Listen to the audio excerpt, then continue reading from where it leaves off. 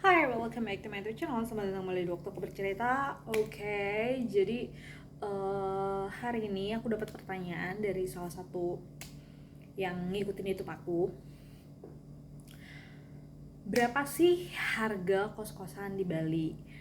Untuk harga kos-kosan di Bali sendiri, sepengalaman aku, itu tergantung tempat, tergantung fasilitas. Kalau misalnya kosongan itu sekitar 1 jutaan. Sekarang tuh nyari yang di bawah 1 juta untuk di daerah Bali ada, tapi jarang banget. Dan kalaupun ada, biasanya itu kayak eh, cepet-cepetan yang dapat, atau enggak misalkan gue pengen keluar nih, kosong, lo langsung isi ya gitu. Jadi dari mulut ke mulut, dari teman ke teman gitu. Kalau yang di bawah 1 juta itu jadi ada, tapi masih langka, sangat-sangat langka gitu. Jadi untuk yang kosongan itu biasanya sekarang udah di atas 1 jutaan. Nah terus kalau untuk isian berapa?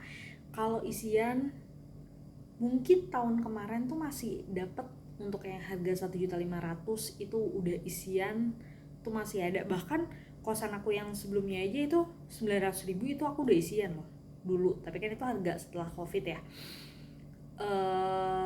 Cuma ya segitu, 1.500.000. Ketika aku keluar tahun kemarin itu dia harganya udah 1.500.000, dan itu tengah kota. Itu masih ada tahun lalu, tapi kalau untuk sekarang aku kurang tahu masih ada atau enggak. Mungkin masih ada, tapi sama kayak tadi, rada susah dicarinya. Nah kebanyakan harganya itu kalau misalnya yang di daerah kayak Denpasar, Tukat-Tukatan sini, mana mana mana namanya, Hayamuruk, terus Tungku Umar, itu Kuta, Pemogan, itu sekitar kayak Pemogan, tapi masih ada sih, Pemogan masih ada. Kalau nyari harga 1,5 tuh dia masih ada beberapa, aku sering lihat.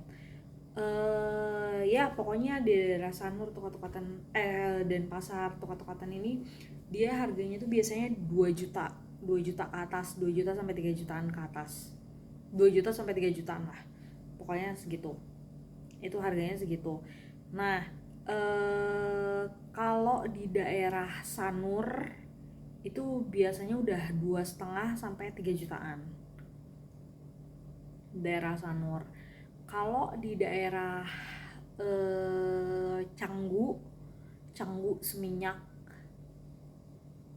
itu sekitar kayak, teman aku punya kos-kosan aja tuh 4 juta dia sebulan nyewainnya. Teman aku kebanyakan pada dapatnya itu di angka 3 sampai 4 jutaan.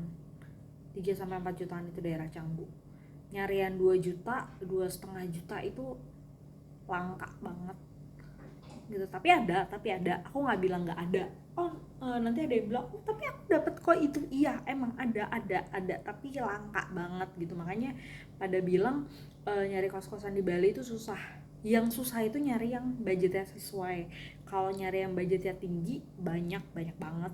Kosan teman-teman aku buka kos-kosan aja itu sering kosong, tapi ya itu harganya cukup tinggi gitu. Jadi ya gitu deh. Itu range kos-kosannya. Kalau untuk nyarinya gimana, kalau pengalaman aku lewat mami kos. Dulu awal-awal aku pindah ke Bali, aku udah ceritain juga di video-video sebelumnya. Aku nyari di mami kos, terus ada satu aplikasi gitu yang aku pakai, aku kontakin semuanya, buat perbandingan harga juga. Aku lupa namanya apa. Terus ada di OLX dulu aku cari juga. Di Facebook ada, tapi kebanyakan ini scam. Bukan scam sih, kayak ya scam juga ada yang aku pemilik, tapi kebanyakan tuh kayak calo kalau di Facebook. Nah kalau enggak, temen aku juga banyak yang dapat dari TikTok. ya jadi owner kosan di Bali tuh sekarang suka promosi itu lewat TikTok gitu. Jadi yang mereka baru bangun, mereka udah promosi di TikTok. Nah terus bangunannya belum jadi aja tuh udah pada sold out biasanya, udah pada DP-DP-in gitu. Banyak banget yang kayak gitu. Jadi kalau emang kalian benar mau pindah ke Bali, silahkan dicek aja di TikTok. Biasanya kan kalau kamu nge-searching sekali, muncul pencariannya nanti di home kamu akan muncul rekomendasi kos-kosan lain kayak gitu.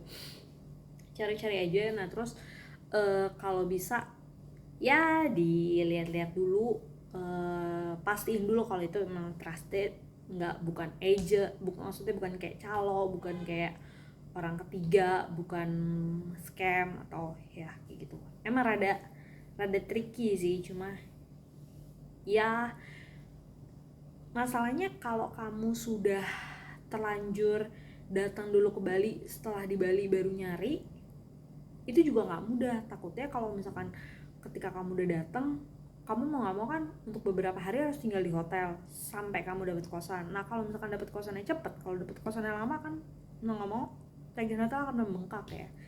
Jadi gitu. Terus gimana lagi ya cara nyarinya?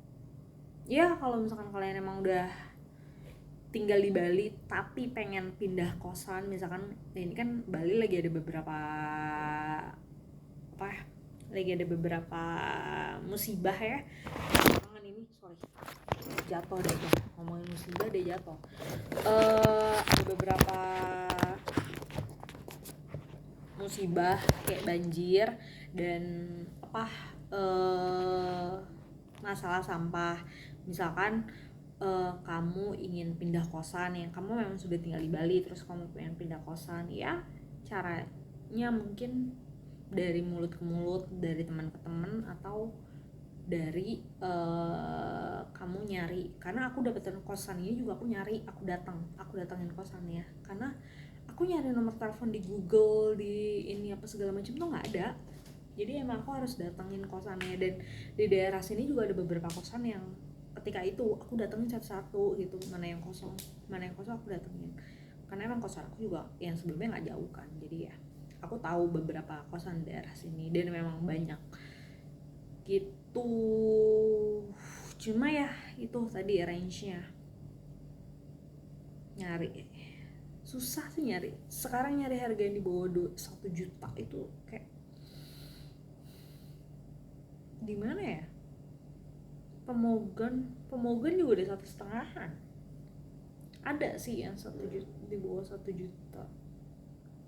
Oh, di daerah Tuban. Kalau kamu misalkan itu udah kebetulan di sini ya, mau cari-cari coba di daerah Tuban. Di daerah Tuban tuh banyak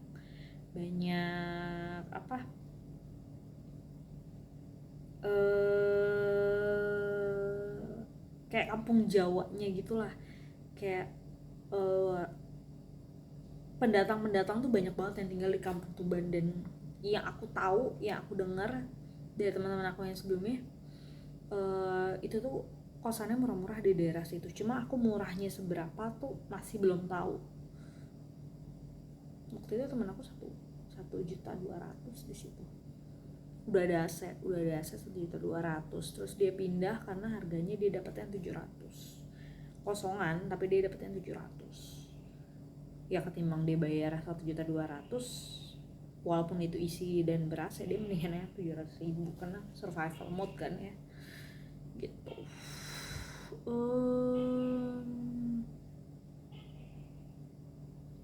Ya itu sih paling ya. Buat kalian yang mau pindah ke Bali dan sedang mencari kosan, semangat, semoga informasi ini membantu. Dan kalau tidak ya mohon maaf. Itu aja informasi yang bisa saya berikan ya. Sampai berjumpa lagi di waktu kebaca selanjutnya. Bye bye.